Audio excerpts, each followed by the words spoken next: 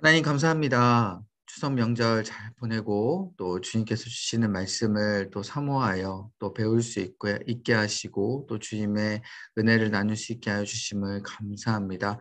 아버지, 오늘 이 마음이 아버지 활짝 열려서 주님께서 주신 아버지 이 귀한 말씀이 우리 삶에 잘 적용되게 하여 주시고, 또한 예수님의 귀한 생애와 그 놀라우신 그 구원의 사건이 우리 가운데 은혜로 남길 수 있도록 주님 역사하여 주옵소서. 음, 끝마친 시간까지 함께하여 주실 줄 믿사오며 예수님의 이름으로 간절히 기도하옵나이다. 아멘. 아멘. 네. 네, 오늘은 율법서입니다. 네, 율법서인데요. 이제 신약을 들어오게 되면 구약이랑 똑같이 이 하나님의 나라를 구성하는 5가지 요소로 우리가 말씀을 이제 살펴봅니다. 그래서 오늘 첫 번째 시간으로 밑에 가장 기초되는 그 부분이 바로 신약에서는 율법서인데, 구약도 물론 율법서죠. 근데 신약에서는 이 율법서를 뭐라 그러냐면 복음서라고 부릅니다.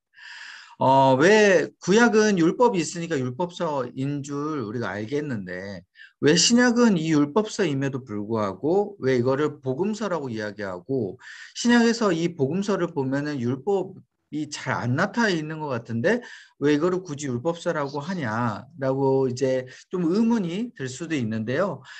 일단은 우리가 살펴보면 이 복음서라고 이야기하는 것 자체가 하나님의 가장 구원 사건에 기초된 그 복음이 들어있기 때문에 일단은 복음서라고 이야기를 하죠. 하나님의 그 구원 사건의 가장 기초다. 이게 무슨 뜻이냐면 바로 우리가 첫 번째 시간에 배웠듯이 이 신약은 이미 오신 예수님에 대한 이야기예요. 그러니까 예수님에 대한 이야기 자체가 바로 복음인 거예요. 그죠? 그래서 우리가 예수님을 믿고 안 믿고라는 그 이야기 자체는 우리가 과연 복음을 믿느냐 안 믿느냐, 복음을 받아들이느냐 안 받아들이느냐라는 이야기와 마찬가지입니다. 그래서 복음은 결국 이꼬르 예수님이다 라고 우리가 생각하기 때문에 이 복음서라는 이야기는 바로 무슨 이야기죠? 예수님의 이야기이다라고 우리가 생각하시면 될 것 같아요. 그래서 복음서는요, 이 예수님에 대한 구원 사건, 바로 예수님의 가장 기초되는 이야기이기 때문에 이거는 율법서하고도 너무 동일한 이야기입니다. 왜냐하면 구약에서는 이 율법이 없으면요, 하나님으로부터 구원을 받을 수 없잖아요. 그러니까 율법을 지켜야지만이 하나님으로부터 구원을 받기 때문에 이 신약에서는 바로 이 율법과 동일한 예수님을 믿어야지만이 구원을 받을 수 있다. 그렇기 때문에 바로 율법서라고도 이야기하고 가장 기초가 된다라고 이해하시면 될 것 같아요. 자, 그래서 이 복음서의 의미를 한번 보시면요. 이 복음서는 예수님이 이 땅에 오신 이야기입니다.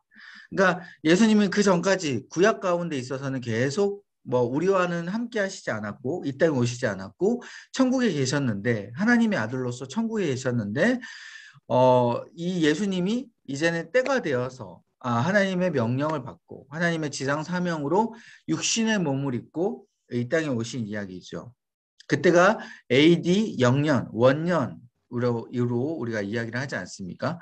그래서 BC 우리가 저번 시간에 말라기까지 딱 했는데, 말라기가 끝나고 400년이라는 시간 가운데 있어서는 이 구원에 대한 이야기, 그러니까 하나님이 선지자를 통하여서 메시지를 준 이야기는 전혀 없었어요. 그러다가 암흑 시기를 보내다가 이제 AD 0년 딱 때가 되었을 때 하나님이 예수님을 통하여서 이 땅에 오시게끔 하셨고, 그 예수님을 통하여서 이제 온전하게 구원하게끔 만드는 그 사건이 이제 펼쳐지게 된 거죠.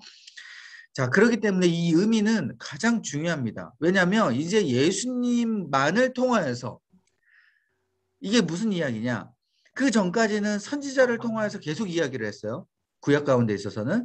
그리고 사람을 통해서 어떻게든지 간에 하나님의 그 나라를 뭔가 보게끔 하려고 했고, 뭔가 이제 너희들이 율법을 지키면 조금이나마 구원을 될 수 있지 않을까라는 일말의 기대감을 하나님께서는 가지고 이스라엘 백성들, 이제 인간을 인도에 오셨는데, 이제 도저히 그게 안 됐기 때문에 이제는 누구만을 통해서, 예수님만을 통하여서 하나님의 나라, 바로 그 천국의 모형, 이 모형이 중요합니다. 모형. 모형이라는 게 무슨 뜻이죠? 온전한 게 아니죠. 우리가 뭐 이제 집을 뭐 분양받거나 하게 되면 모델하우스를 가지 않습니까? 그 모델하우스를 본다는 것 자체가 무슨 뜻이에요? 아, 이제 집이 앞으로 이렇게 생기겠구나. 이런 느낌이겠구나라고 뭔가 감을 잡고 알 수 있도록 하는 게 바로 모델하우스잖아요. 마찬가지예요. 그 모형. 천국은 아직 우리가 가진 못했지만, 진짜 천국을 경험하진 못했지만, 그 천국이 어떻게 생겼는지에 대해서, 그리고 어떻게 누릴 수 있는지에 대해서 예수님을 통해서 맛배기로 보여주는 거죠. 그 모형을 알려주는 거잖아요. 그래서 예수님이 이 땅에 오셔서 그 모형을 보여주시고, 그럼을 통해서 사람들이 그 모형을 딱 봤는데 어때요? 아, 모형을 보니까 내가 저 천국 가야 되겠다. 저 천국 가고 싶다라는 막 마음이 막 생기게끔 예수님을 통하여서. 그죠? 그렇게 만드는 거예요. 그래서 예수님을 믿음을 통하여서 천국을 갈 수 있도록 깨닫게 하시는 것이죠. 이게 복음서의 의미인 거예요. 그러니까 단순히 예수님은 이러한 분이고 뭐 단순히 예수님은 이러니까 너희들 믿어라 이게 아니라 아, 예수님을 보니까 하나님의 나라가 이렇겠구나. 예수님을 보니까 아, 천국은 이러겠구나라고 사람들이 꿈을 꿀 수 있게끔 이 복음서는 그렇게 구성이 되어 있다는 거예요. 그래서 이 복음서를 쭉 읽다 보면 우리가 마음이 뛰어야 되는 거예요. 아, 단순히 아, 예수님은 그냥 이러한 분이네라고 그냥 머릿속으로 스쳐 지나간 게 아니라 복음서를 딱 읽고 나서는 아, 정말 하나님의 나라를 가고 싶다. 아, 하나님의 나라는 예수님을 통해서 이렇게 이루어지는 거구나라고 우리가 꿈을 꿀 수 있도록 복음서가 이렇게 계속해서 우리를 스토리 가운데 이어져 나가게끔 하는 거예요. 그게 바로 복음서의 의미인 거죠. 그러면 이 복음서의 스토리 가운데 그럼 과연 핵심은 무엇인가? 라고 우리가 알아봐야 되겠는데 핵심은 뭐냐? 바로 하나님 나라의 완성. 이거는 아까 말씀드렸듯이 인간으로는 할 수 없다. 그게 복음서가 먼저 탁 치고 나가는 거예요. 왜냐하면 복음서를 우리가 들어가다 보면 물론 이제 사복음서가 처음 시작 부분은 이제 다 다르지만 이 사복음서에서 가장 먼저 나왔던 게 누구냐면 바로 세례 요한이라는 인물이거든요. 그죠? 아시죠? 이 세례 요한의 인물은 어떤 역할을 하게 됩니까? 예수님이 오실 길을 예비하는 역할을 했던 인물이 바로 세례 요한이에요. 근데 그 세례 요한이 무엇을 하고 외치냐? 이제 예수님이 앞으로 오실 건데 너희들이 무엇을 준비해라? 회개하라. 천국이 가까이 왔느니라 라고 이야기하잖아요. 그죠? 지금 예수님이 오실 길을 예배하는데 자, 회개하라. 자, 예수님이 오신다라고 이야기한 게 아니라 뭐라고요? 천국이 가까이 왔다라고 이야기를 해요. 그 말은 아까 말씀드렸듯이 예수님이 오게 되면 천국의 모형을 보여주게 되면서 결국 예수님을 통하여야지만이 그 천국을 누릴 수 있고 그 구원을 누릴 수 있다라는 것을 이 세례 요한이 분명히 이야기를 해주면서 결국은 그 말은 무슨 뜻이냐?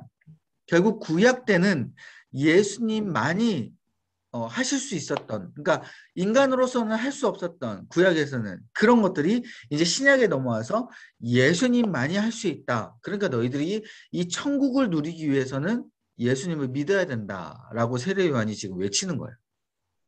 그래서 오직 하나님 나라의 완성, 이 천국을 누리는 거는 예수님만이 예수님만이 할 수 있다라고 이야기를 한 거예요. 자, 그래서 이 핵심은 예수님만이 할 수 있기 때문에 하나님의 아들인 바로 예수님의 십자가와 부활을 통하여서 완성이 됩니다. 그러니까 단순히 예수님을 믿는 것, 이게 중요한 게 아니라 예수님의 어떤 것을 믿어야 되냐, 이것이 지금 가장 중요하거든요. 그럼 예수님이 지금 무엇을 했냐? 바로 십자가에 달려서 죽으셨고 또 부활을 했어요. 이건 이제 일상생활에서는 일반 세상 세계에서는 말도 안 되는 이야기지만 예수님이 이 말도 안 되는 이야기, 십자가에 달려 죽으셨고 부활한 이 사건을 말도 안 되는 이 사건을 우리가 믿어야지만이 이 천국을 우리가 누릴 수 있고 구원을 받을 수 있다라는 것을 이 복음서에서는 핵심으로 가장 중요하게 계속해서 이야기를 합니다. 그래서 너희들 단순히 회개하라, 천국이 가까이 왔다, 예수님을 믿어라라는 그 이야기는 예수님 그 인물을 믿어라는 그 차원을 넘어서 이 바로 십자가와 부활을 믿어야 됨을 이야기를 해주고 있는 것이죠. 그래서 예수님이 하나님을 따르면서 보여주신 그 제자도의 또 모습, 이것까지도 예수님을 믿어야 된다라고 이야기를 해요. 그러니까 첫 번째는 이 십자가와 부활을 믿는 거고요. 두 번째는 이 제자도의 모습을 믿는 거예요. 이 제자도는 어떤 거냐? 예수님이 이 땅 가운데 오셔가지고 하나님을 가장 잘 따랐거든요. 하나님이 말씀하시면 그 말씀을 따랐고, 또 하나님이 저쪽으로 가라 하면 가셨고, 또 계속해서 기도하시면서 하나님이 어떻게 행동하기를 원하시고 어떻게 하시기를 원하시는지를 가장 예수님이 본보기로 잘 보여줬단 말이에요. 이 제자의 모습을. 그렇기 때문에 십자가의 부활도 믿고 더 넘어가서는 우리가 이 땅에 살아가면서 하나님을 따랐던 그 예수님의 모습처럼 우리도 이 땅에서 하나님을 따라야 된다. 라는 것을 이 복음서에서는 크게 두 가지를 가장 핵심으로 이야기를 해주고 있는 거예요. 그래서 뭐 여기서 이제 1번으로 기호를 붙이셔도 좋을 것 같아요. 그냥 1번. 그리고 제자도는 2번이다.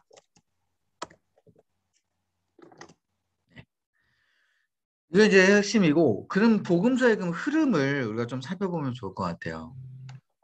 자, 복음서는 그러면 어떻게 아까 처음에 말씀드렸던 의미와 핵심을 어떤 식으로 이 스토리 가운데 흐름을 안에서 보여줬냐? 자, 처음에 이야기하면 예수님의 탄생이 나타납니다. 이게 가장 중심된 사건이 시작이 되는 거예요. 물론 세례 요한이 탄생하는 사건도 중요하지만 이 세례 요한은 예수님이 오실 길을 예비하는 인물이었기 때문에 더 중요한 주인공이 나타나시는 이 탄생 사건이 가장 중요하고, 그 다음에 예수님이 탄생하시고 나서 이후에 공생의 기간으로 들어갑니다. 이 공생의 기간이라는 건 무슨 뜻이에요? 예수님이 태어나시자마자 예수님이 갑자기 막 이렇게 활동을 하신 게 아니잖아요. 그죠?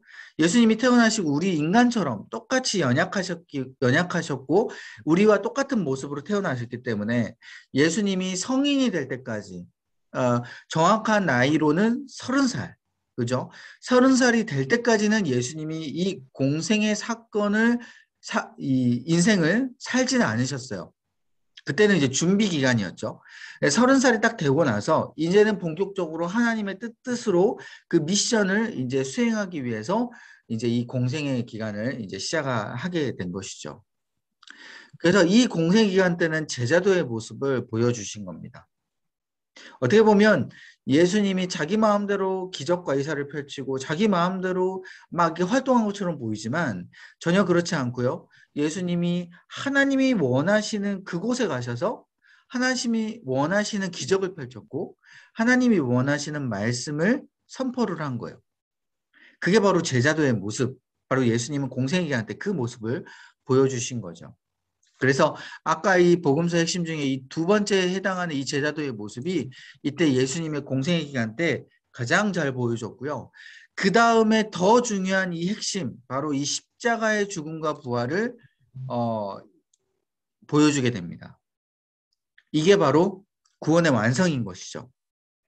그래서 이 복음서는 크게 이 네 가지의 사건으로 여러분들이 생각하시면 될 것 같아요.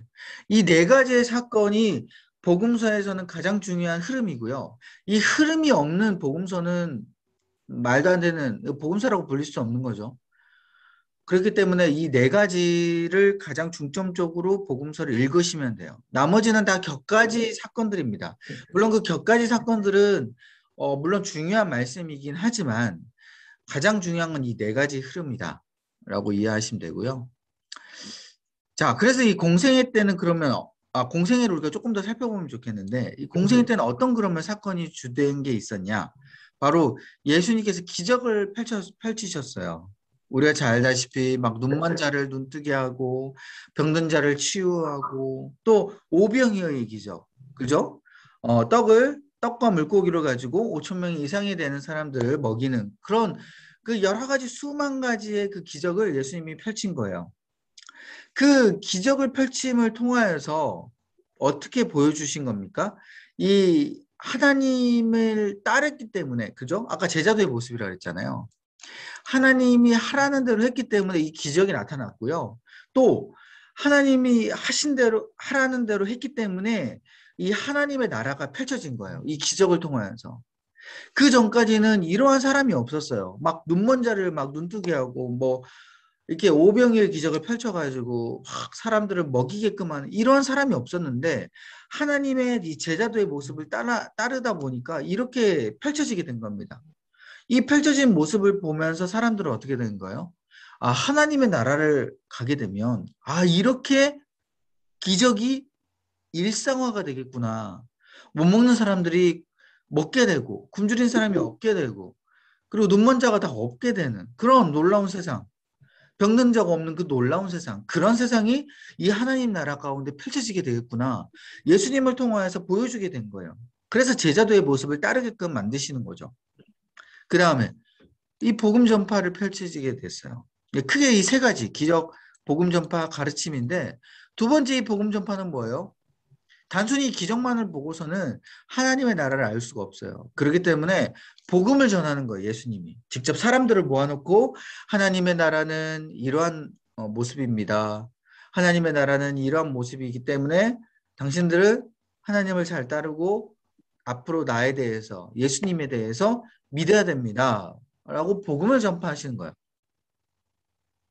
그 다음에 가르침. 어떤 가르침이요? 하나님에 대한 가르침을 한 거예요. 자, 구약 때는요. 율법이라는 가장 기초된 게 있었다 그랬잖아요. 레위기, 신명기.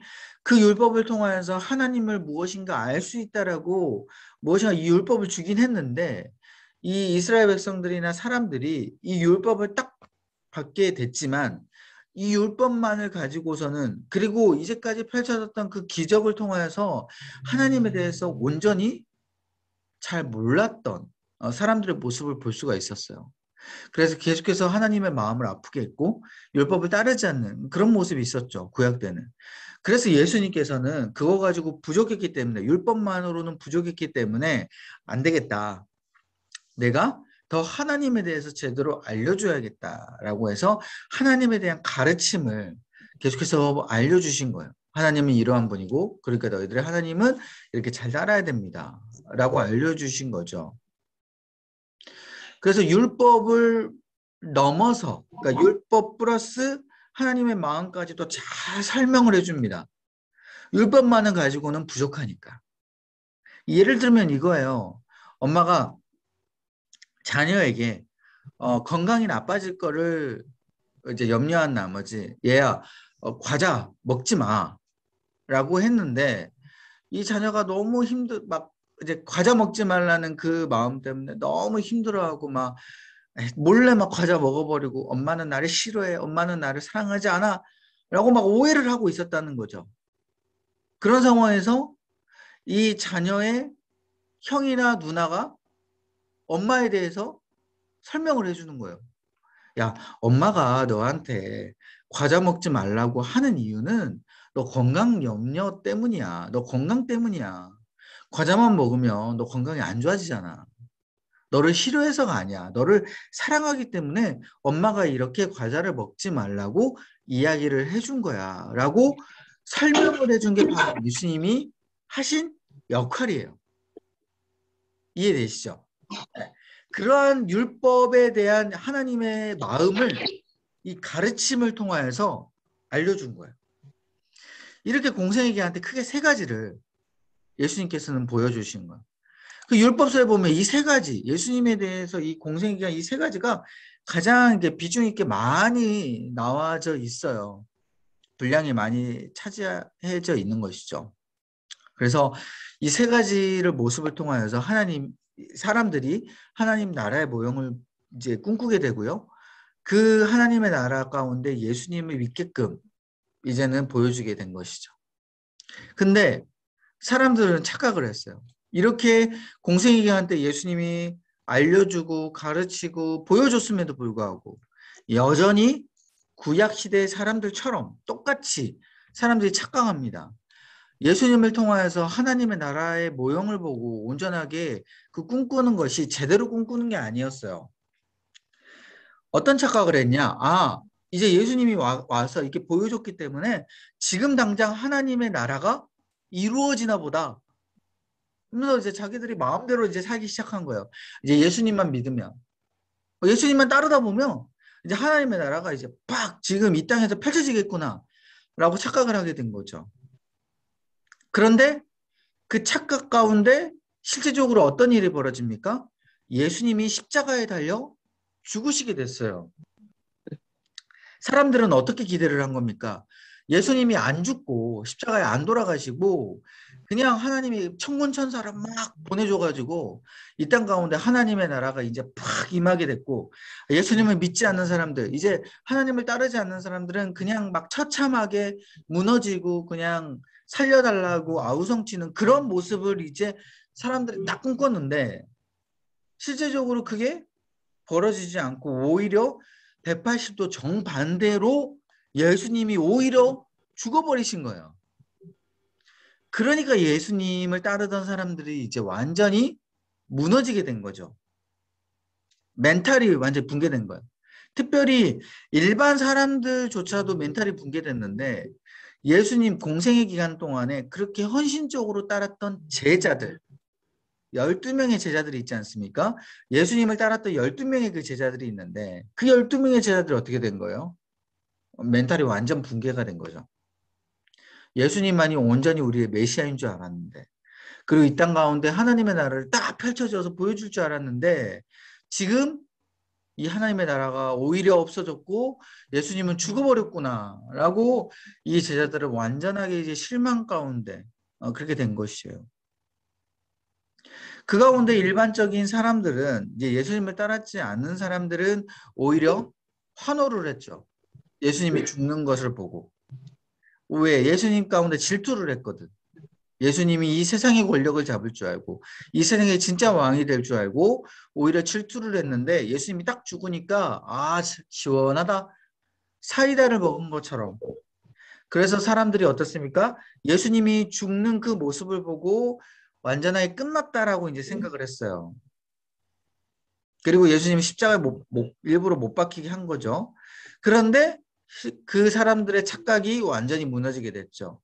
오히려 실망을 했던 제자들은 예수님이 부활한 모습을 보고 진짜 하나님의 나라를 이제 더 꿈꾸게 됐고요. 착각을 넘어서 이제 하나님의 나라가 올 수 있겠구나라고 꿈꾸게 됐고, 그 진짜 예수님의 제자가 된 거고요. 이제 예수님을 믿지 않고 하나님을 따르지 않던 사람들은 더 절망 가운데 됐고, 예수님을 이제는 앞에서 예수님을 이제 제대로 바라보지 못하는 그런 모습 가운데 벌벌 기게 되는 그러한 사람들이 된 것이죠.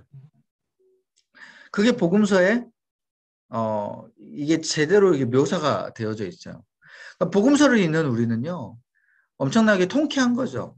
우리는 이미 이제 결과를 알고 있으니까 이게 그냥 극적이지 않게끔 보이긴 하는데 결과를 몰랐던 사람들은 이게 어떻게 될 줄 몰랐던 사람들 이건 너무나도 반전의 반전인 거예요. 너무나도 극적인 효과, 극적인 드라마 이것만큼 정말 식스센스처럼 반전이 없었다. 이거는 정말 제대로 된 하나님의 구원이다라고 알 수 있을 만큼 이거는 드라마인 것이죠. 자, 이런 이제 흐름을 보여주게 되고요. 그럼 네 번째 보시면 이 십자가의 복음을 우리가 좀 살펴보면 좋겠어요. 이 복음서에는 이 십자가의 복음을 이제 가장 중점적으로 비중 있게 다루거든요. 이 십자가 복음이 어떤 거냐? 자, 우리가 너무나도 잘 알고 있듯이 일단은 십자가에 달린 그 예수님이 가장 중점적이죠. 십자가에서 달려 예수님이 죽으셨는데 중요한 건 이 예수님이 십자가에 달려 죽으셨을 때 누가 가장 기뻐했을까요? 복음서에 보면요. 이 로마 군병들과 예수님이 시기했던 당시의 대제사장들 그리고 유대 지도자들이 예수님을 십자가에 못 박힌 것처럼 이제 사건의 흐름은 나오는데 실질적으로 그 주동자들의 배후에는요, 누가 있었냐면 바로 사단이 있었어요. 결국 이 십자가에 예수님을 달려 죽게끔 한 사람은, 한 인물은 바로 사단이다 라는 것을 이 복음서에는 가장 정확하게 꼬집어서 이야기를 합니다. 그래서 사단이 이 사람들을 주도했고요. 사람들을 통해서 예수님이 십자가에 달려 죽게끔 해서 결국 사단이 이긴 것처럼 이 십자가의 사건은 보여지게 돼요. 그러니까 예수님이 사단에게 패해서 죽는 것처럼 보여지지만, 그리고 사단이 승리한 것처럼 보여지지만 실제로는요, 오히려 이게 예수님의 다 계획된 일이었죠. 하나님의 계획된 일이었어요. 그래서 일부러 예수님이 십자가에 죽게끔 해서 이 모든 인류의 죄가 예수님에게 전가가 됐고, 예수님은 그 십자가에 달려 죽음을 통하여서 모든 인류의 죄가 사하여지는 놀라운 구원이 이루어지게 된 거예요. 그래서 사단은, 원래 사단의 계략은 예수님만 죽으면 모든 인류는 끝나게 되고, 메시아가 죽게 됐기 때문에 나는 이제 승리하게 됐다, 이렇게 생각했는데 이거는 사단의 완전한 착각이었죠. 그래서 예수님이 오히려 승리하게 돼버렸고 이제 모든 인류가 구원을 받게 돼버린 거죠. 그래서 부활을 통하여서 사단이 완전히 패하게 된 겁니다. 사단은 예수님이 부활하게 될 줄을 전혀 몰랐어요. 십자가에 달려 죽게 됨을 통하여서 이제는 메시아가 끝났구나, 이제 더 이상 이제 메시아가 구원을 이룰 수 없겠구나 라고 막 좋아했는데, 부활이 딱 이루어져 버리니까 이제 사단은 완전히 무너지게 된 겁니다. 그래서 사람들이 이제 하나님 나라를 믿게 되는 놀라운 구원의 완성을 보여주게 되는 것이죠.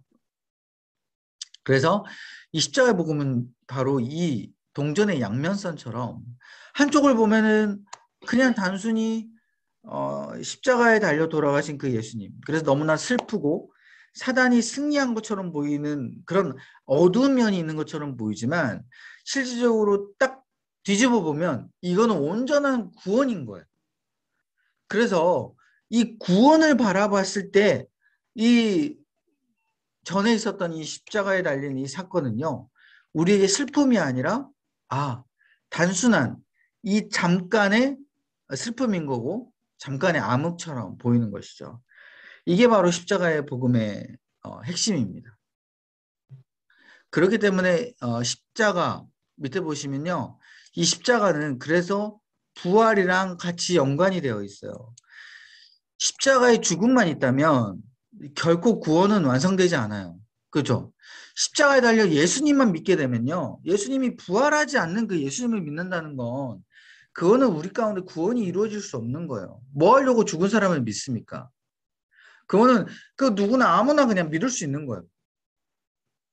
예를 들어 알라를 믿든지,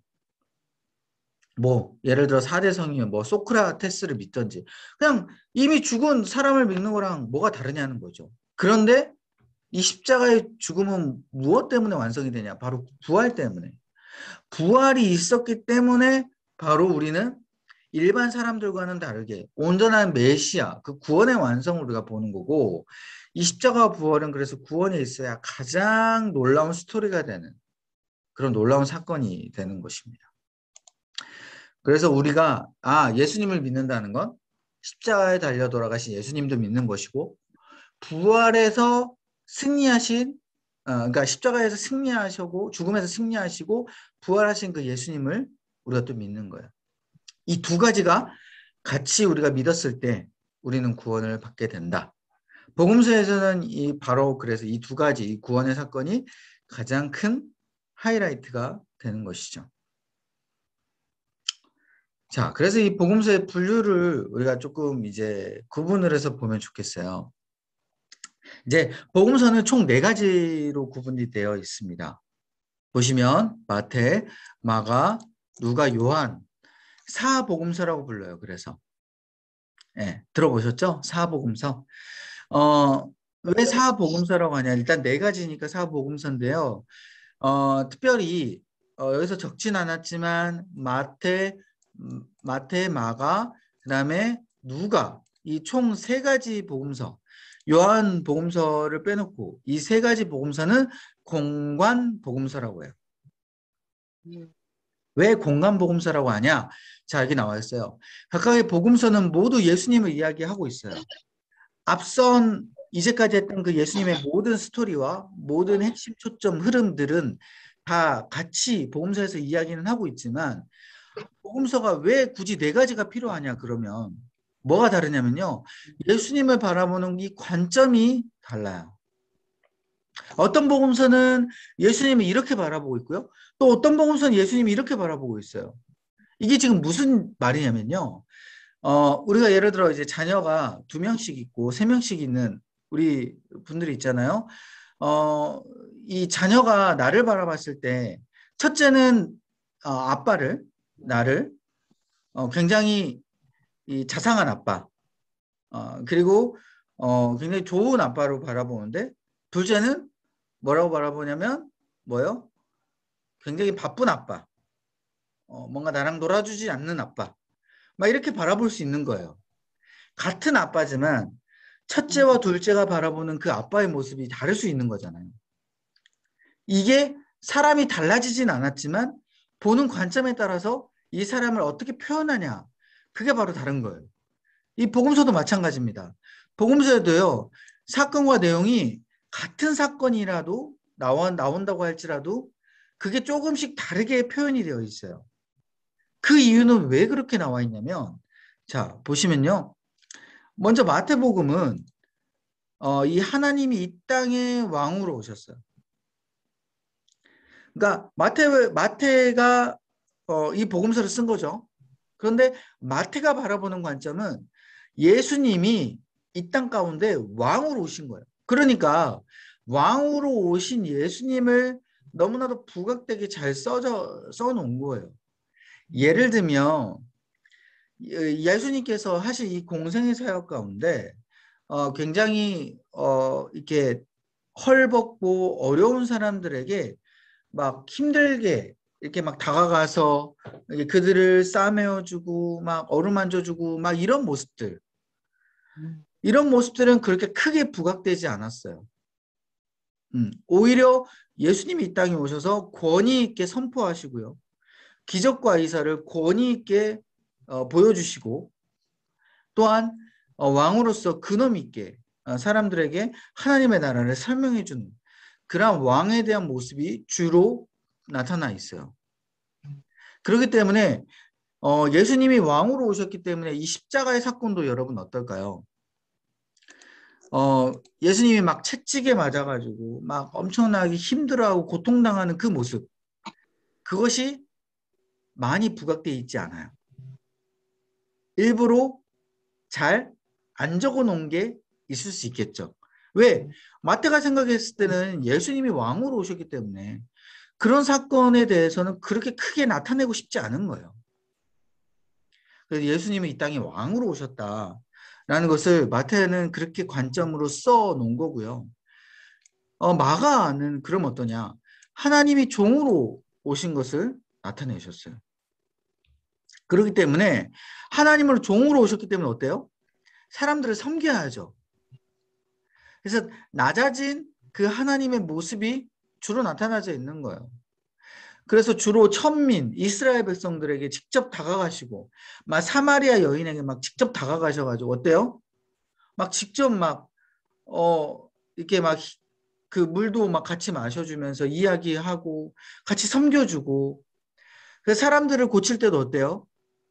그 흙에, 눈먼 사람 흙에 막 침을 뱉어가지고, 막 비벼가 일부러 막 발라주고, 말만 해도 고칠 수도 있음에도 불구하고 그렇게 흙으로 막 짓이겨서 막 발라주는 막 그런 모습들이 이 마가복음에 나와 있는 거예요. 왜? 예수님이 지금 사람들을 섬기러 오셨기 때문에, 이게 바로 복음이다라고 생각했기 때문에 마가는 그런 관점으로 지금 쓰여져 있는 거예요. 그럼 누가는 어떻게 쓰여져 있냐? 누가는 하나님이 인간으로 오시는 것에 대해서 초점으로 바라보고 누가복음을 썼어요. 그래서 인간으로 오셨기 때문에 어때요? 막 고통당하는 모습이 많이 나와요. 그래서 십자가에 달려 돌아가실 때 막 고난 당했을 때 막 예수님이 막 피눈물을 흘리거나 막 그 전에 막 기도할 때 피눈물을 흘리거나 그리고 막 하나님 어찌하여 나를 막 버리셨나이까 막 이런 이야기를 하고 인간의 그 고통에 대해서 확 잘 주로 쓰여져 있어요. 누가복음에서는.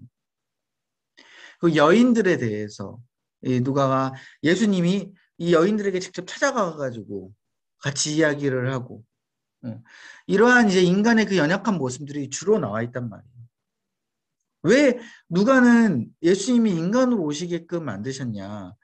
자, 하나님은 신적이 신이잖아요. 근데 인간의 그 육을 입지 않은 그 하나님이 육으로 직접 모습을 입고 이 땅에 오셨다라는 것 자체가 누가에게는 완전 복음인 거예요. 왜 그러냐? 이거는 어떤 표현과도 같냐면, 우리 인간이요. 개미가 된 거예요, 개미. 개미가 돼가지고 직접 우리가 인간이 물론 능력이 없지만 그런 능력이 있다면 직접 자기의 몸을 제한해가지고 이 개미가 돼가지고 그냥 이렇게 개미와 같이 사는 거예요. 예수님이 바로 그랬다는 거예요. 예수님이 신이었고 주로 인간의 몸을 입고 오실 필요가 없음에도 불구하고 자신의 능력으로 직접 자신의 능력을 제한해가지고 인간의 몸을 입고 이 땅에 오셨다는 것 자체가 그게 완전 복음이다는 거죠. 이 누가가 봤을 때는. 그런 관점으로 이 누가는 쓴 거예요. 그래서 이 마테마가 누가는요, 이 세 개의 복음서는 그래서 같은 관점으로 예수님을 바라봤지만 다르게 봤다라고 해서 이 공관 복음이라고 해요. 적을게요. 공간 복음. 같은 공간에서 바라봤다. 그런데 예수님은 다르게 보인다. 이게 공간 복음이에요. 자, 그러면 요한복음은 그럼 뭐냐? 왜 요한복음은 왜 4복음서에는 포함이 됐지만 왜 공간복음서에는 포함이 되지 않았냐? 이렇게 이야기를 할 수 있어요. 요한복음은요, 같은 공간에서 없었어요. 그러니까 같은 공간에서 바라본 게 아니라 요한복음은 예수님께서 승천하시고 난 이후에 이 예수님을 회상하면서 예수님의 복음서를 쓴 거예요. 그러니까 당시에 마테마가 누가는 같은 공간에서 예수님을 바라보고 나서 예수님을 썼지만 물론 이것도 예수님이 승천하시고 난 이후에 쓴 거겠죠. 그런데 요한복음은 먼 훗날 승천하시고 뭐 바로 쓴 게 아니라 먼 후에 이 예수님에 대해서 어떻게 표현을 할까라고 고민을 하고 예수님에 대해서 쓴 거예요. 그래서 어떻게 쓸까라고 고민하다가 이 요한이 떠올린 게 뭐냐면 예수님은 우리 가운데 메시아로 오셨지 라고 생각해서 쓴 거예요. 이 메시아는 어떤 의미입니까? 우리를 구원하러 오셨다. 그래서 예수님을 믿어야지만이 우리는 구원을 받는다. 그 제대로 된 그 메시아로서의 역할. 그래서 예수님이 우리 가운데 어떠한 의미이고 어떠한 분이시고 라는 것에 대해서 초점을 맞춰가지고 요한복음을 쓴 거예요. 그래서 요한복음은 보시면요. 재밌는 게 뭐냐면 이 막 예수님이 막 직접 활동하는 그 모습이 주로 많이 나와 있지 않아요.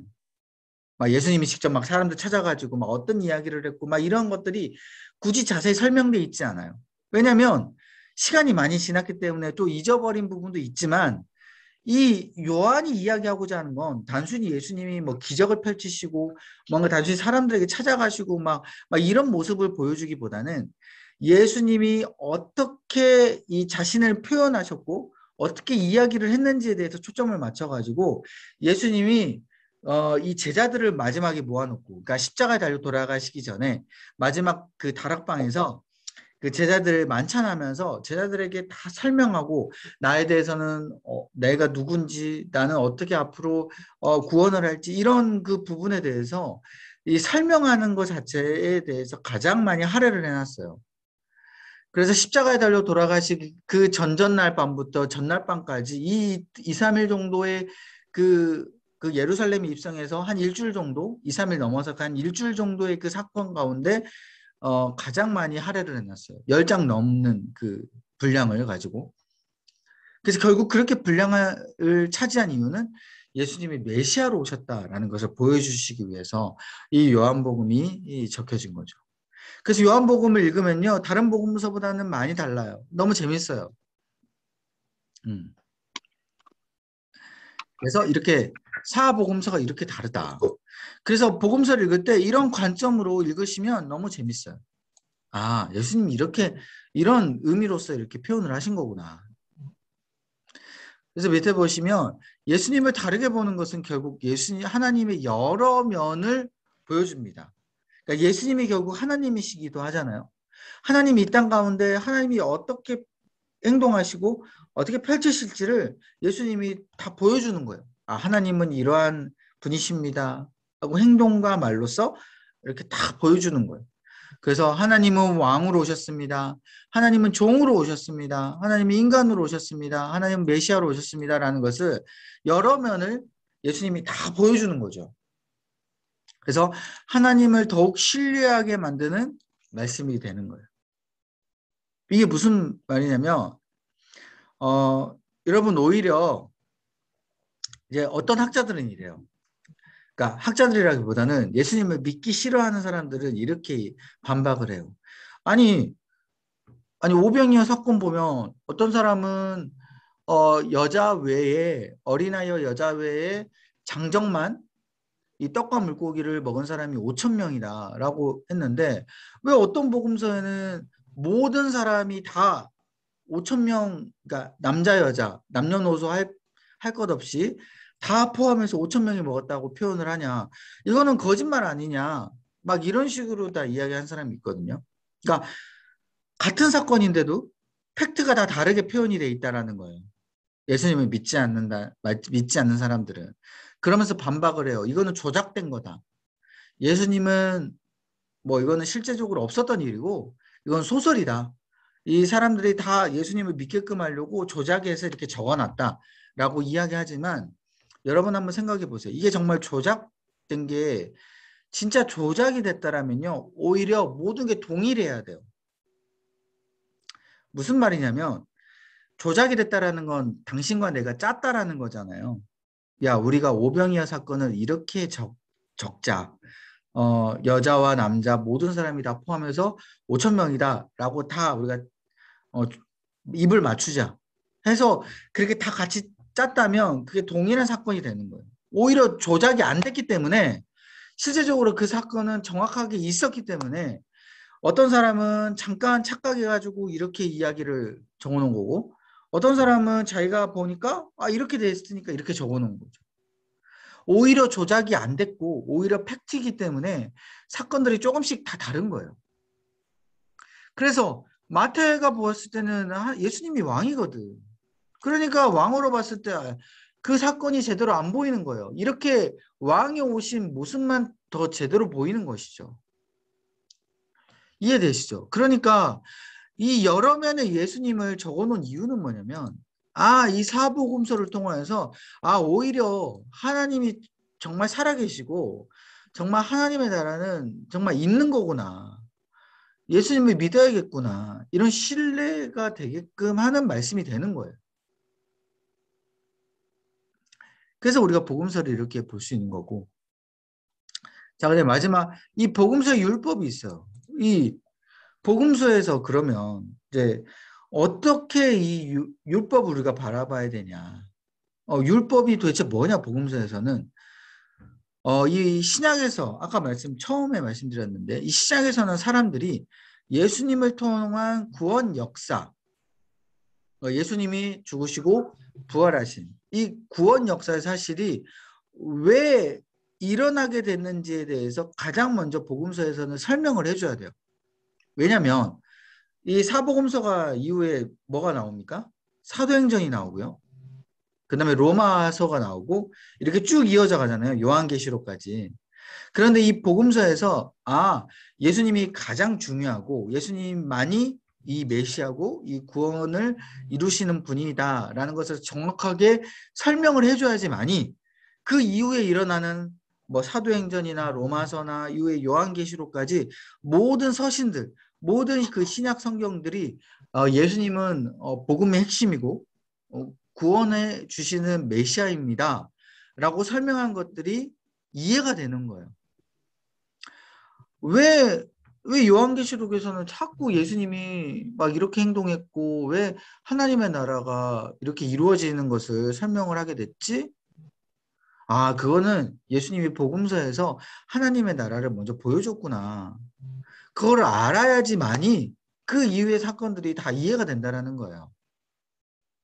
그래서 이 복음서는요, 가장 기초가 되는 거예요. 신약의 바로 율법.